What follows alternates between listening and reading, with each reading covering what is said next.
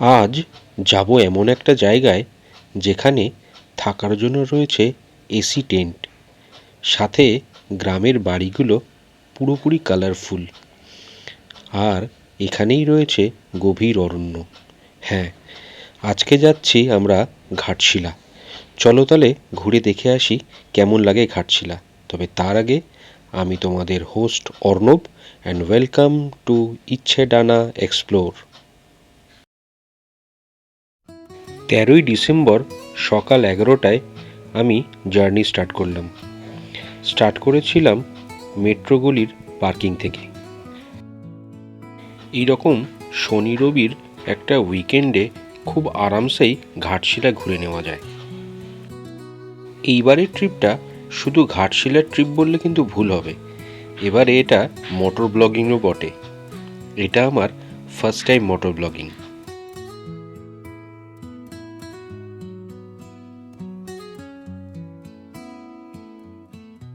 ধর্মতলার রাস্তা প্রতিদিনের মতো একই রকমেরই জ্যাম ছিল। এই দেখতে দেখতে আমরা ধর্মতলার চারমাথার মোড় হয়ে গ্র্যান্ড হোটেলকে পাশে রেখে এগিয়ে চললাম পার্ক স্ট্রিটের ব্রিজের দিকে। এখন আপাতত এক্সাইড হয়ে পৌঁছে যাব পিটিএস, এবং পিটিএসে ওয়েট করব অভিজিৎ আর নাসিমের জন্য।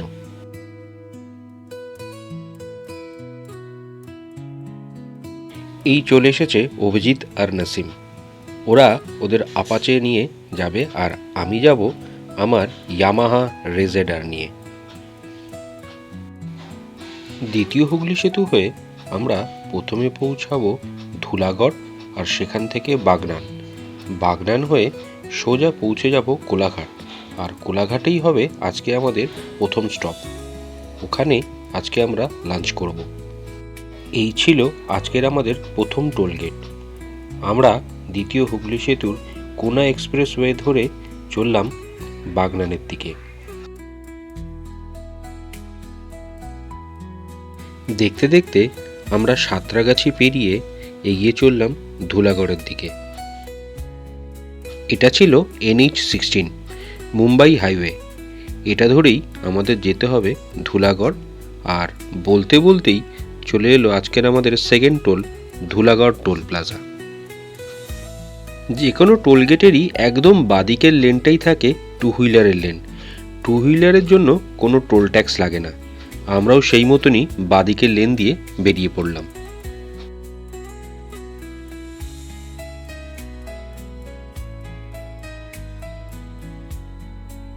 দেখতে দেখতে আমরা পৌঁছে গেলাম বাগনান। এই হলো বাগনানের ক্রসিং। বাগনানের পরে সোজা চলে যাব কোলাঘাট।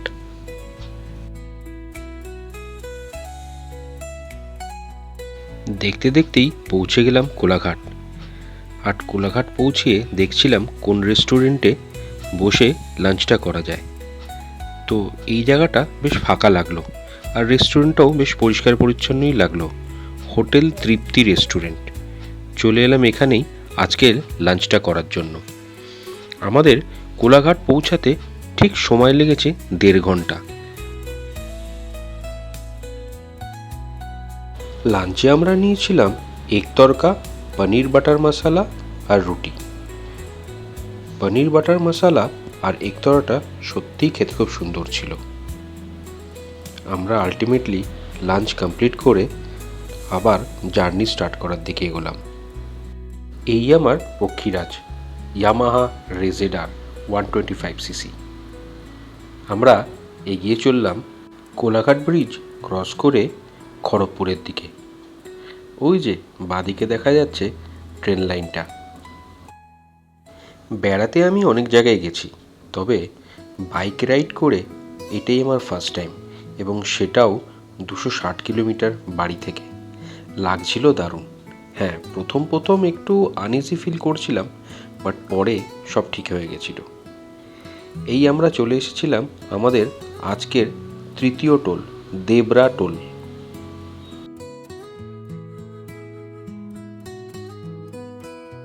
দেবরা টোল পাস করার পরে একটু কিন্তু দেখে শুনে চালাতে হবে, কারণ দেবরা টোলের পরে যখন খড়গপুর ক্রস করবেন তখন বাঁ দিকের রাস্তাটা আপনাকে নিতে হবে। সোজা চলে গেলে কিন্তু আপনি খড়গপুরের ভেতরে ঢুকে যাবেন এবং তারপরে ফিরতে অনেক সময় লাগবে। এরকম ফাঁকা হাইওয়ে দিয়ে চালাতে যে কি ভালো লাগছিল তা কি বলবো। এই চলে এসেছি খড়গপুরের আগের সেই টার্নিংটায়। এখান থেকে লেফট টার্ন আমরা নিয়ে নিলাম। ওই যে সামনে যাচ্ছে অভিজিৎ আর নাসিমের বাইকটা। খড়গপুর ক্রস করার কিছুক্ষণ বাদেই পড়বে লোধাশুলির জঙ্গল। সে এক ভারী অপূর্ব দৃশ্য লাগবে। এই যে সেই লোধাশুলির জঙ্গল, কি দারুণ লাগছে তাই না? রাস্তাটা সত্যিই অপূর্ব ছিল। চালিয়ে এত মজা পেয়েছি যে কি বলবো। লোধাশুলির জঙ্গল ক্রস করে আমরা এসে দাঁড়ালাম ঝাড়খণ্ডের একটি ধাবাতে। হ্যাঁ, আমরা এখন অলরেডি ঝাড়খণ্ড ঢুকে গেছি। চায়ের বিরতি নিয়ে আবার আমরা স্টার্ট করলাম ঘাটশিলার উদ্দেশ্যে। যেতে যেতে রাস্তায় সন্ধে নেমে গেছিল। একটু অসুবিধা হচ্ছিল, বাট রাস্তা ফাঁকা থাকায় তেমন একটা প্রবলেম হয়নি। ঘুটঘুটি অন্ধকারের মধ্যে দিয়ে ঘাটশিলার রাস্তায় বাইক চালাতে লাগছিল দারুণ। একটা থ্রিলও কাজ করছিল বটে। এই আমরা পৌঁছে গেছি আরণ্যক রিসর্ট, ঘাটশিলা।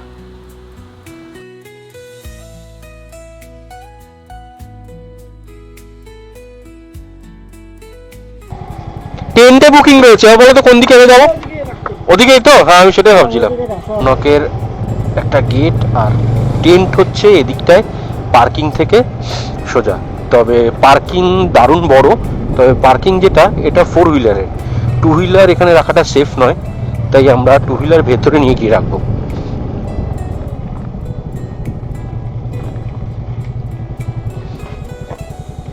এই ছিল আরণ্যক রিসর্টের টেন্টের সাইড।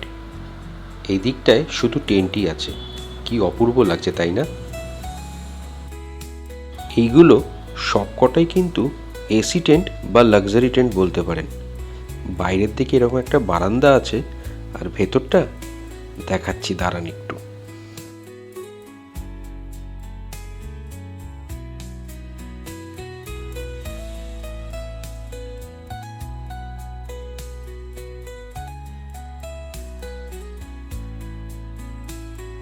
চলুন ছোট করে একটা রুম ভিউ দিয়ে দিই।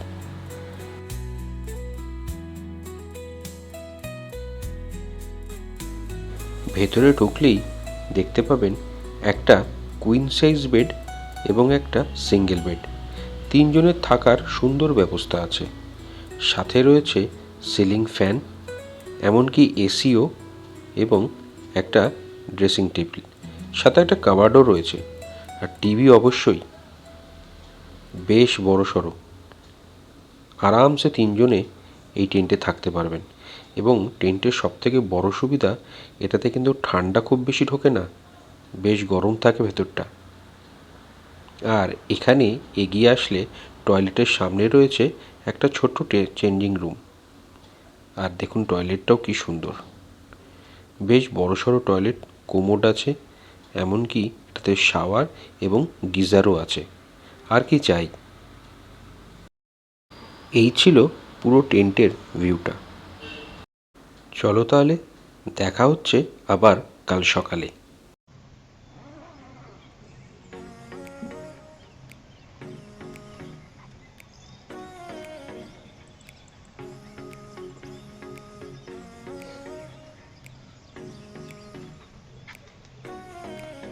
Good morning.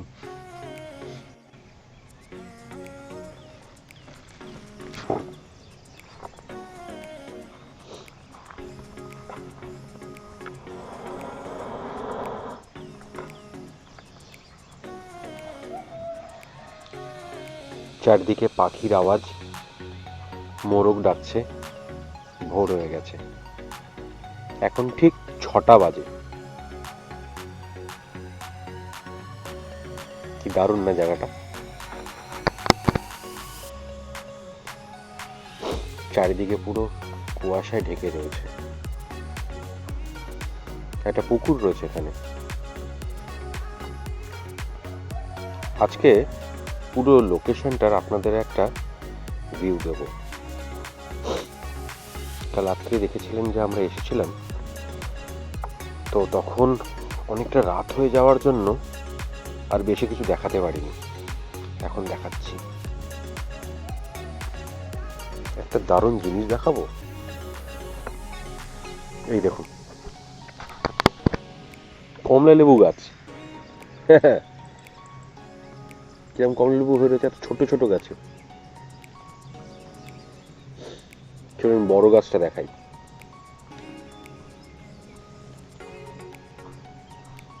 এই দেখুন কত কমলা লেবু হয়ে রয়েছে। আচ্ছা দেখি, ওনাদেরকে একবার জিজ্ঞেস করব, যদি অ্যালাউ করে তাহলে একটু টেস্ট করা যেতে পারে।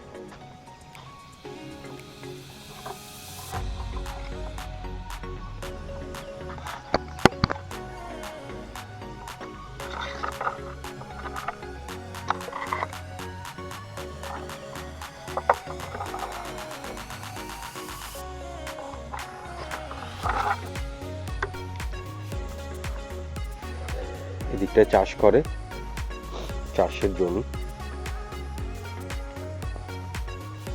এই যে আমাদের গাড়িগুলো,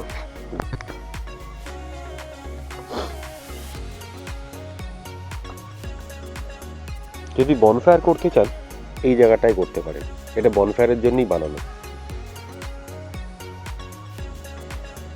আমরা মেবি হয়তো আজকে করতে পারি, আজকের দিনটা তো আমরা থাকবো।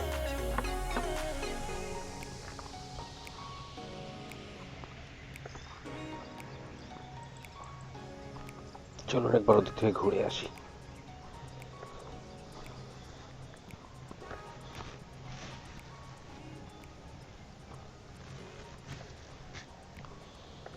বাবা, এদিকে তো আরো কমলা লেবু গাছ রয়েছে, প্রচুর কমলা লেবু হয়ে রয়েছে। কি অপূর্ব, তাই না?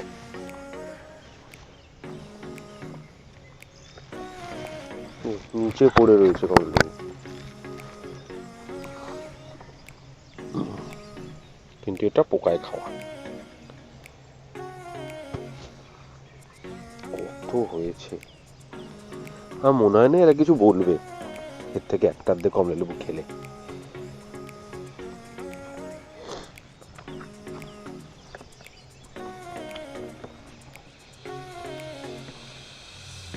এদিকে আবার টমেটো চাষ করেছে।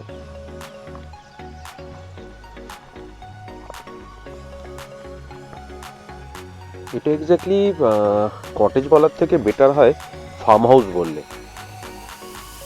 সত্যি খুব সুন্দর। ঘাটশিলা আরণ্যক রিসর্ট, প্রচুর গাছপালা লাগানো। এখানেও আর একটা কমলা লেবু গাছ, বাদাম গাছ। চলুন আর একটা জিনিস দেখাই।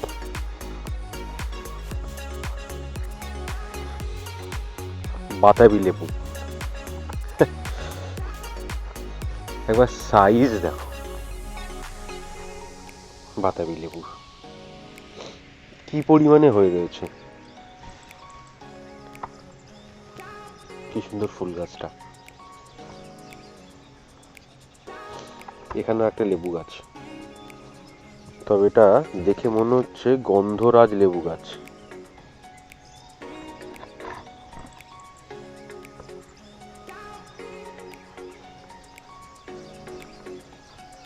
পেঁপে গাছ, পেয়ারা গাছ, সব রকমের ফলের গাছ, ফুলের গাছ এদের এখানে রয়েছে।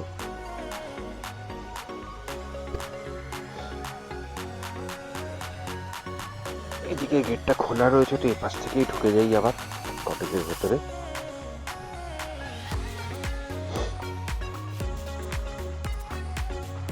দারুণ লেগেছে কিন্তু আমার জায়গাটা। আচ্ছা, আর একটা যেটা আছে সেটা হচ্ছে, এটা তো দেখছেন এই পাশটা, এই সেমই আরণ্যক কটেজের রাস্তার উল্টো দিকে আর একটা পার্ট রয়েছে, যে পার্টটাতে কটেজ করা রয়েছে। এদিকটাতে টেন্ট রয়েছে আর ওদিকে কটেজ করা রয়েছে।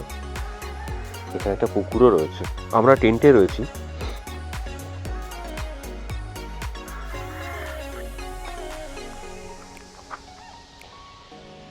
পুরো মেঘে ঢাকা রয়েছে।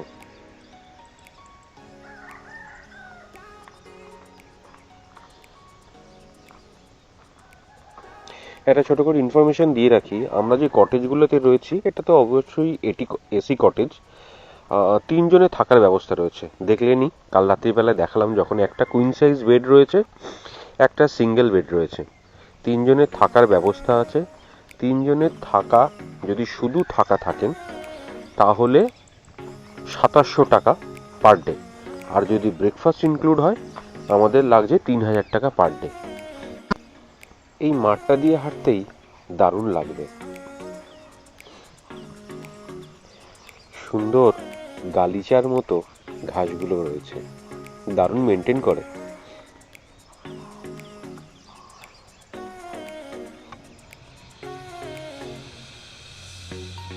অনেকটা ঠান্ডা, তাই ঘরে গিয়ে এই টুপিটা নিয়ে চলে এলাম।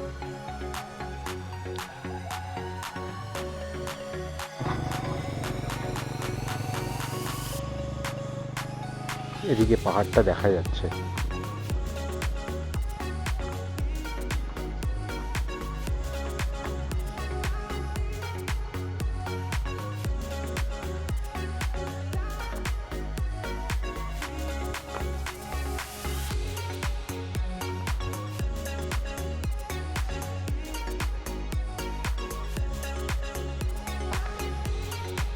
সকালবেলায় গ্রামের রাস্তা দিয়ে হাঁটতে বেশ ভালোই লাগে। এখনো যদিও সেই মাটির রাস্তাগুলো নেই বললেই চলে, এখন সবই পাকা রাস্তা, বাট তবুও বেশ ভালো লাগছে। একটু হেঁটে আসি। এখন আফসোস হচ্ছে ক্যামেরাটা কেন আনলাম না। ব্লগিং ক্যামেরায় এত সুন্দর, মানে এত সুন্দর বললে ভুল হবে, এত দূরের জিনিসগুলো আসবে না। কিন্তু যেহেতু স্কুটিতে এসছি, তো সেহেতু আবার ক্যামেরার ব্যাগ ক্যারি করাটা একটা প্রবলেমের জিনিস, তাই আর আনা হয়নি। এই গাছটায় ভর্তি টিয়া পাখি আছে। ওই জয়ী গাছে গিয়ে বসছে। পেছনের গাছটাতে ভর্তি টিয়া পাখি ছিল। যাই আর একটু হেঁটে আসি।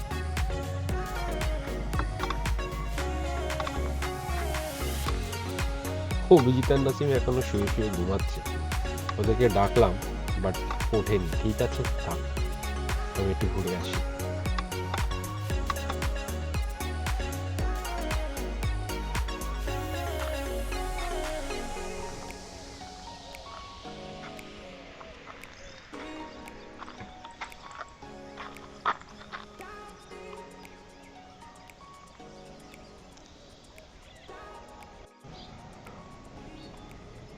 এই রাস্তাটা ধরেই আমরা কালকে রাত্রিরে এসেছিলাম।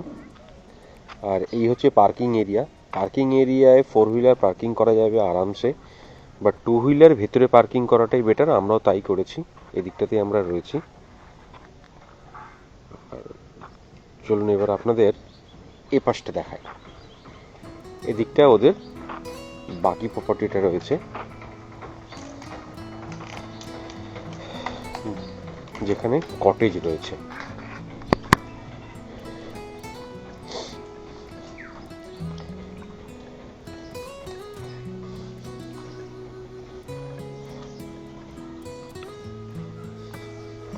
খুবই সুন্দর করে সাজানো।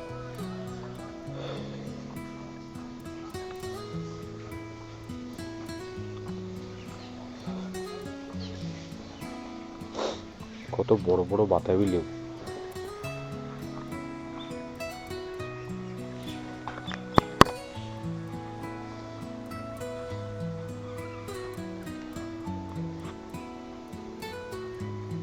ছোট ছোট নারকেল গাছে নারকেলও রয়েছে।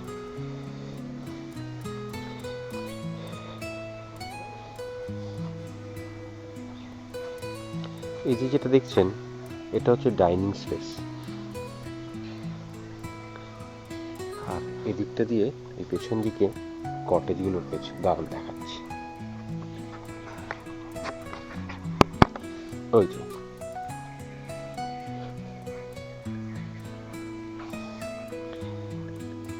এখানে এরা পিকনিকের অ্যারেঞ্জমেন্টও করে থাকে। এখানে বিয়ে বাড়িও ভাড়া দেওয়া যায়, বোঝাই যাচ্ছে সেটা। এটা হচ্ছে কটেজগুলো, সুন্দর পার্ক মতো করা রয়েছে, বসার জায়গা।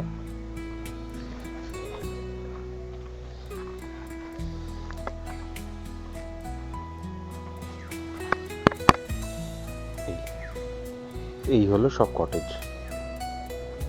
আপনার যদি টেন্ট না পছন্দ হয় তাহলে আপনি কটেজে থাকতে পারেন, বাট আমার মতে টেন্ট ফার বেটার। কটেজের রেটগুলো কিন্তু একটু কম। কটেজ 2200 টাকাতে আছে, 2500 টাকাতে আছে। টেন্ট 3000 টাকা উইথ ব্রেকফাস্ট।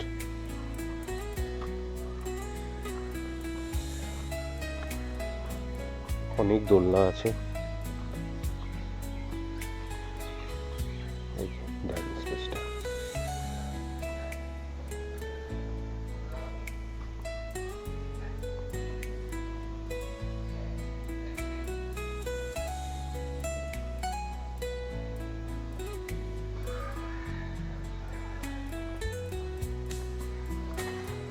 খুব সুন্দর করে সাজানো, খুব সুন্দর করে।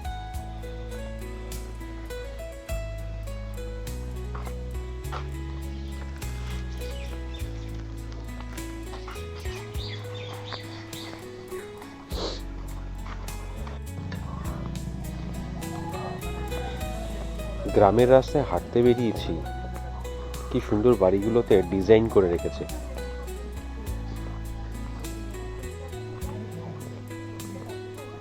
এগুলো শুনলাম এদের নিজেদের হাতেরই বানানো।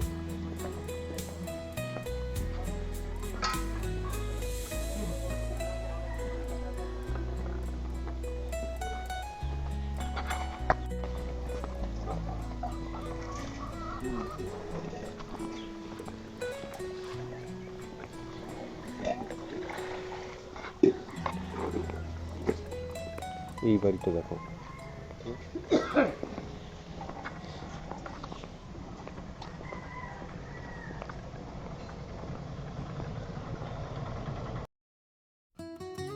আজকে আমাদের প্ল্যান ছিল আমাদের বাইক নিয়ে বুরুডি লেক আর ধারা ফলস দেখতে যাওয়ার। সেই অনুযায়ী আমরা সকালে ব্রেকফাস্ট সেরে বেরিয়ে পড়েছিলাম জঙ্গলের রাস্তা দিয়ে। কাল রাতের অন্ধকারে যে রাস্তাটাকে বুঝতে পারিনি, আজ সেই রাস্তা দিয়েই এগিয়ে চললাম বুরুডি লেকের দিকে। কিছু ভিডিও সেশনও চললো।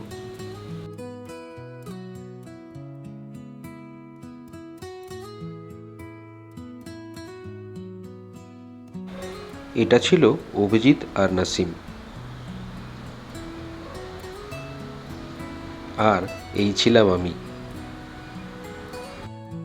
আরণ্যক রিসর্ট থেকে বুরুডি লেক খুব বেশি দূরে কিন্তু ছিল না, মোটামুটি এই 15 থেকে 20 মিনিট জার্নি করে আমরা পৌঁছে গেছিলাম বুরুডি লেক।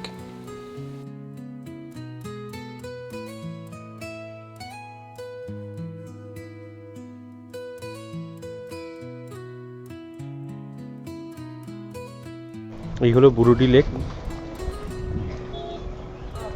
চারিদিকে অনেক খাবারের দোকানও আছে, এখানে পার্কিংয়ের ভালো ব্যবস্থাও রয়েছে।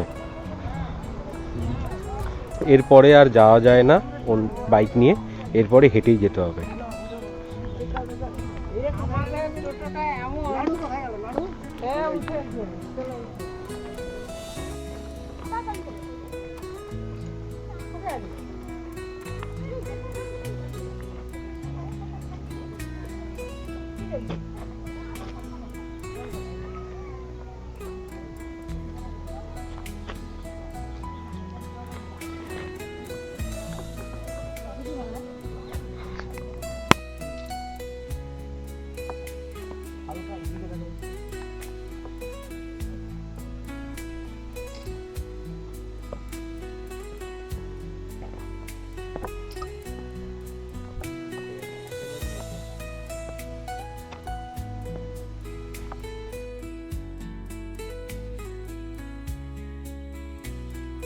বুরুডি লেকে কিছু ফটো সেশনের পরে এবার আমরা এগিয়ে চললাম ধারা ফলসের দিকে।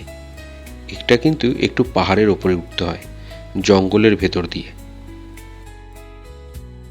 অনেকটা যাওয়ার পরে শেষের দিকে আর গাড়ি যাওয়ার কোনো অপশান ছিল না।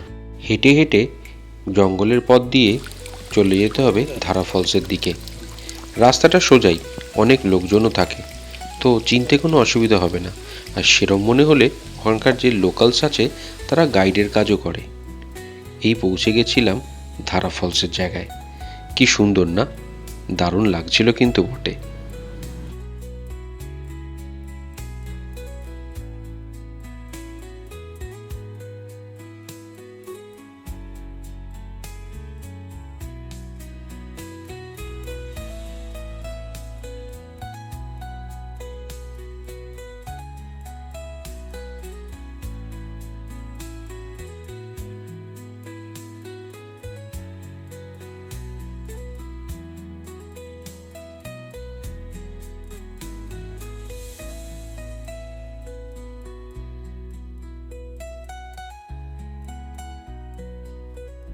কিছু ফটোও তুলে নিলাম ফলসের পাশে।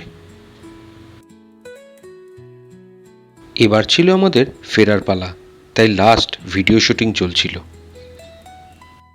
এক কথায় ঘাটশিলা কিন্তু সত্যিই অপূর্ব জায়গা। দেখুন কি সুন্দর লাগছে, পাহাড়, ঝর্ণা, লেক সব মিলিয়ে অপূর্ব। অ্যাট লাস্ট আমরা ঘাটশিলাকে বিদায় জানিয়ে চললাম আমরা আমাদের বাড়ির দিকে। তো এখানেই এই পর্যন্তই, দেখা হবে আবার পরবর্তী কোনো ঘোরার জায়গায়। Good bye.